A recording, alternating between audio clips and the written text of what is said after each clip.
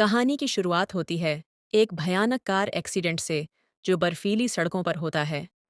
Car फिसलकर एक गहरी खाई में गिर जाती है।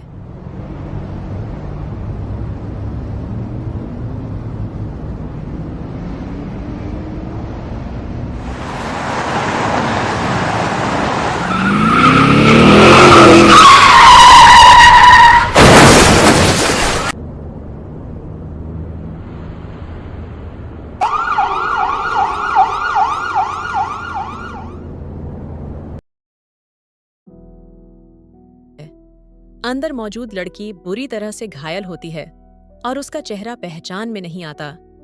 उसके पास पड़े पर्स में आईडी कार्ड मिलता है और उसके दोस्तों को बुलाया जाता है। उस लड़की का नाम नैना है और डॉक्टर उसकी सर्जरी करते हैं।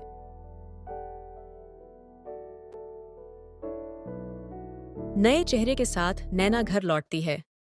कुछ समय में सब ठीक हो जाता है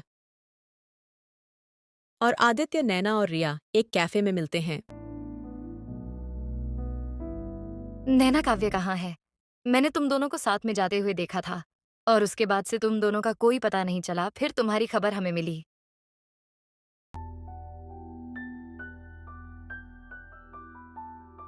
ओह हाँ, मेरी तबीयत ठीक नहीं लग रही है।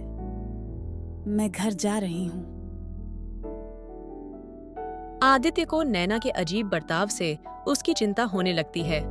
वह यह जानने की कोशिश करता है कि नैना को यह क्या हो गया है, वह ऐसे बर्ताव क्यों कर रही है।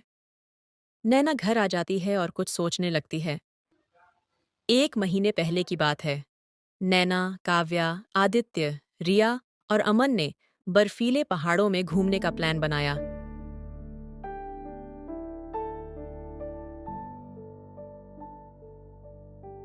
नैना और आदित्य के बीच एक गहरी अनकही मोहब्बत थी, लेकिन दोनों ने कभी इजहार नहीं किया।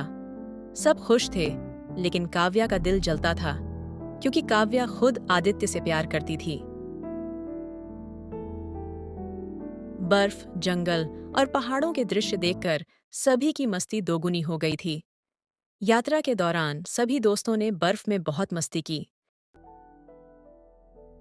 रात में सभी दोस्त होटल के बगीचे में एक बोनफायर जलाने के लिए इकट्ठा हुए। आओ यार, बोनफायर जलाते हैं, खूब मस्ती करेंगे। सर्दी में आग के पास बैठने का मजा ही कुछ और है।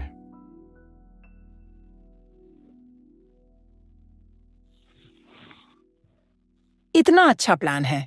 मुझे तो बस ठंडी हवा और आग के पास बैठकर बातें करने का मजा आता है। क्या बात है, आज रात तो कुछ खास करने का मन है। सब तैयार हो? हाँ, बिल्कुल।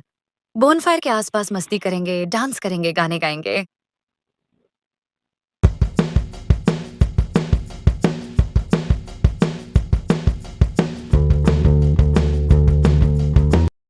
तुम सच में बहुत समझदार हो। मुझे तुमसे बहुत कुछ सीखने को मिलता है। तुम भी बहुत अच्छे हो आदित्य। तुमसे मुझे भी बहुत कुछ सीखने को मिलता है। काव्या, जो यह सब देख रही थी, उसके मन में जलन बढ़ रही थी। उसने एक योजना बनाई ताकि आदित्य का ध्यान नैना से हटकर केवल उस पर जाए।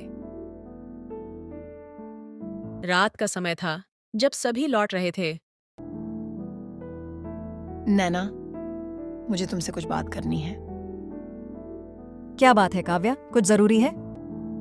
हाँ, चलो, एक जगह है, वहां हम अच्छे से बात कर सकते हैं। काव्या नैना को एक सुनसान बर्फीली जगह ले जाती है। काव्या जानती थी कि यह सुनसान जगह है और यहाँ कोई नहीं आएगा। जैसे ही दोनों बर्फ में पहुंची, काव्या ने नैना को आक्रामक तरीके से कहा, तुम हमेशा आदित्य के पास रहती हो और तुम्हारी वजह से मैं उसे खो दूंगी। वह तुम्हें पसंद करता है। काव्या, ये क्या कह रही हो तुम? आदित्य और मैं सिर्फ दोस्त हैं। तुम्हें ऐसा नहीं सोचना चाहिए। मैंने यह सोच लिया है। तुम्हें अब रास्ते से हटना होगा। अब आदित्य मेरा होगा। नैना अब किसी को याद नहीं रहेगी। काव्या नैना पर हमला कर देती है और दोनों के बीच हाथापाई हो जाती है। और नैना काव्या को धक्का दे देती है। आज का दिन आदित्य नैना से मिलने आता है और वह देखता है कि नैना कहीं जा रही है और वह उसका पीछा करता है।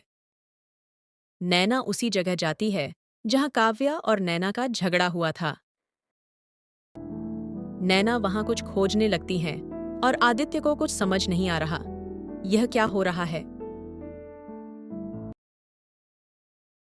काव्या उठती है और नैना पर हमला कर देती है और नैना मर जाती है।